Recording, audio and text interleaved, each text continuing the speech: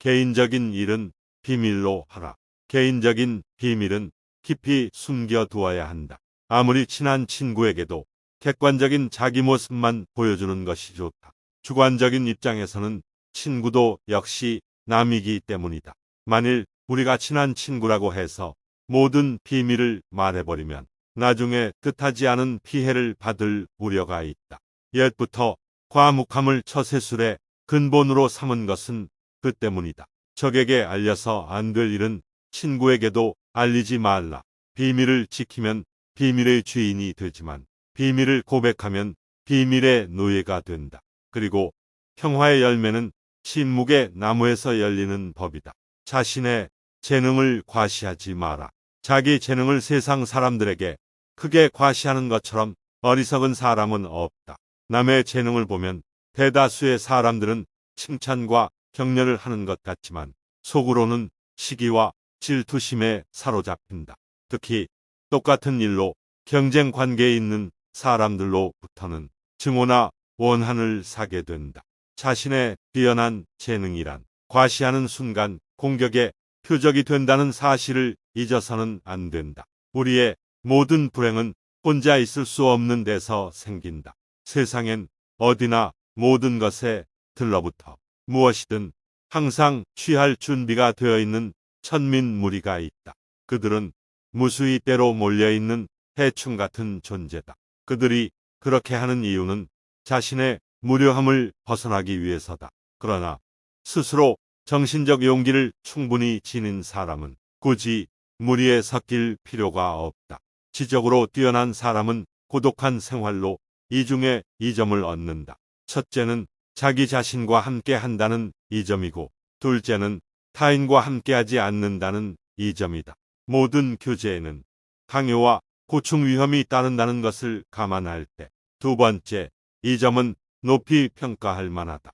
사교는 때로 도덕적으로 문제가 있거나 불합리한 사람과도 접촉하게 함으로 위험한 일이기도 하다. 비사교적인 사람은 그런 사교성을 지낼 필요가 없는 사람이다. 사교가 필요하지 않을 만큼 많은 것을 지니고 있다는 사실은 그것만으로도 큰 행운이다. 우리가 겪는 거의 모든 고뇌는 사교로 인해 생기기 때문이다. 내면이 풍요로우면 스스로 만족할 줄 안다. 내면의 풍요로움을 지닌 사람은 스스로 만족을 누릴 줄 알기 때문에 타인들과 관계를 맺기 위해 필요 이상의 희생을 굳이 치르지 않는다. 그런 사람은 자신을 부정하면서까지 공동관계를 추구하지 않는다. 그와 반대로 평범한 사람들은 지극히 사교적이며 수능적이다. 그런 사람들은 자기 자신을 참기보다 남을 참기가 더 쉽다. 세상에서는 정말로 가치 있는 것이 중시되지 않으며 하찮은 것들이 중시되고 있다.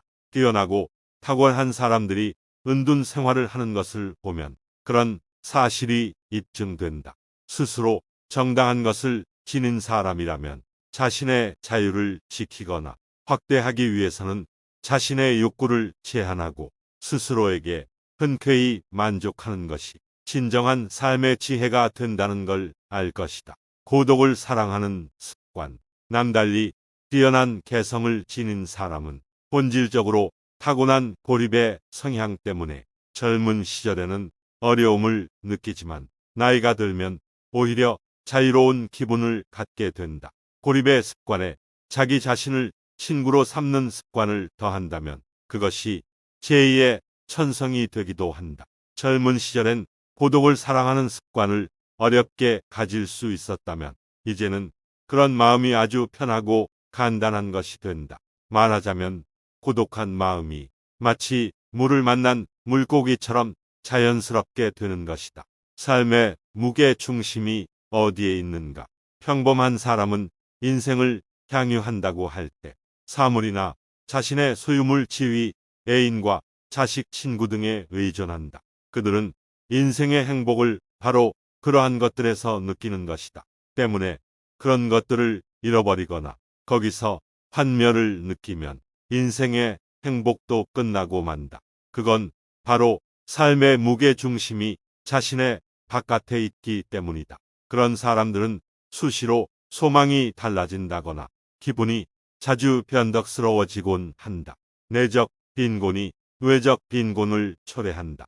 사람은 궁핍과의 싸움을 이겨낸 후에도 아직 궁핍에 시달리는 사람들과 마찬가지로 불행함을 느낀다. 그건 바로 내면의 공허와 의식의 빈약, 정신의 빈곤 때문이며 그럴수록 자신과 같은 부류의 사람들과 어울리려고 한다.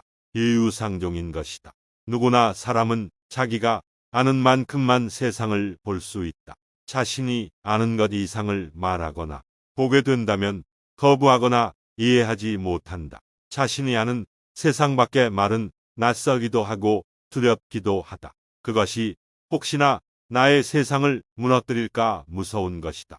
그래서 사람들은 자신의 세상을 지키기 위해 서로 다투고 산다. 서로가 다투면서 자신의 것만을 주장하니 세상은 고통이다. 자신이 더 많이 알고 있거나 재능이 있더라도 숨겨야 한다. 그대가 더 큰 이야기를 하여도 상대는 이해하지 못하며 오히려 두려움과 질투에 사로잡혀 그대를 공격할 것이다. 아무리 그래도 친구를 도와주려고 하는 말이었는데 오히려 비난을 받으니 이제는 저도 화가 난다. 예의는 지혜에 속하고 무례는 무지에 속한다. 상대가 무례하게 구는 것은 자신이 스스로 무지하다고 드러내는 것이다. 상대의 무례함에 너무 흥분할 것이 없다. 내가 상대보다 더 많이 알고 있다면 상대는 무례해질 수밖에 없다. 나보다 더 많이 알고 사고가 깊은 사람은 화를 낼 이유가 없다.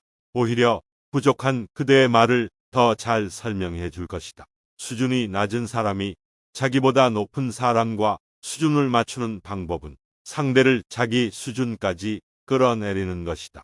그런 사람의 말에 같이 화가 나기 시작하면 나도 그 사람과 같은 사람이 되는 것이다. 경제적 자유를 위해 매일 잠 안 자고 노력해서 결국 부유해졌습니다. 그런데 막상 목표를 달성하니 삶이 무료하고 의미를 못 느끼겠습니다. 인생은 욕망과 권태 사이를 오가는 시계추와 같다. 내 안에 원하는 것이 생기면 내 마음속은 그것으로 가득 차서 그것만 갖게 되면 모든 것이 행복해질 것만 같이 느껴진다. 그런 결핍 상태에서 불안을 느끼며 욕망을 채우기 위해 달려나간다. 그 욕망은 돈이 될 때도 있고 사람이 될 때도 있고 명예일 수도 있다. 그것이 무엇인지는 중요하지 않다. 문제는 그것을 만족하고 나서이다. 원하는 부를 얻으면 만족이 될 것 같은가? 그렇지 않다. 부는 바닷물과 같다. 그 짠물을 먹으면 먹을수록 우린 더 목마르며 그건 명예도 마찬가지다. 내가 원하는 것을 얻으면 잠깐의 만족감을 느끼지만 곧 거대한 권태라는 시계추가 다가온다. 욕망의 결핍 상태에서는 느끼지 못했던 권태가 무겁게 나를 짓누른다. 내가 원하는 것을 얻으면 행복해질 줄 알았는데 허탈감과 함께 권태는 나를 우울하게 만든다. 그렇게 한참을 권태 속에서 보내다 보면 새로운 욕망이 나를 다시 결핍 상태에 빠뜨리기 시작한다. 그렇게 욕망과 권태를 오가며 인생을 살아간다. 잠깐의 만족 상태에서 행복을 느끼지만 그것은 이내 곧 사라질 수밖에 없다. 행복은 만족을 모른다. 마치 착시 현상과 비슷하다. 늘 또 올 것만 같은 그 무엇이다. 우리가 행복에 가까워지고 있을 때 행복은 지평선처럼 저 먼 곳으로 다시 달아난다. 그렇다면 저는 행복을 얻을 수 없다는 말씀인가요? 그런 삶에 무슨 희망이 있겠습니까?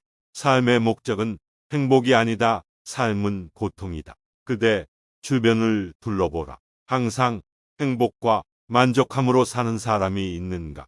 설령 있다고 하더라도 그 이면을 보면 누구나 고통이 있다. 행복하다는 사람보다는 고통 속에 있는 사람이 더 많다. 고통이 나쁜 것만은 아니다.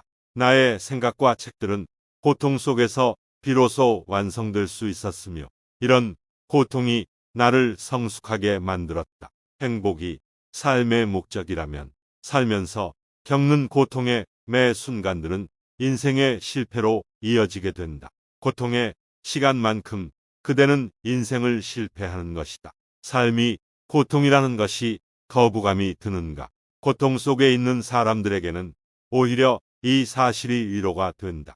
누구 한 명만의 고통이 아니라 사람은 모두 고통 속에서 사는 것이기 때문이다. 나만 겪는 고통은 더욱 나를 비참하게 만든다. 왜 나만 이런 고통을 겪어야 하는지 끊임없이 스스로 물으며 필요 없는 고통을 더하게 된다. 고통은 그대만이 겪는 것이 아니라 모두가 겪는 것이다. 미래에 대한 불안감 때문에 잠을 못 자겠습니다. 계획을 짜보긴 하지만 그래도 불안합니다. 하루하루가 인생이다. 잠에서 깨어날 때는 다시 태어남이고 하루를 마치고 침대로 가는 건 죽음을 뜻한다. 그날 하루하루에 충실하게 현재를 살아야 한다. 누구도 결코 과거에 살고 있지 않고 누구도 결코 미래에서 살 수 없다. 오직 현재만이 삶이 나타나는 형식이자 세상의 모든 것이다. 현재만큼 확실한 것은 없다. 불필요한 미래에 대한 생각 때문에 현재를 희생시키지 말라.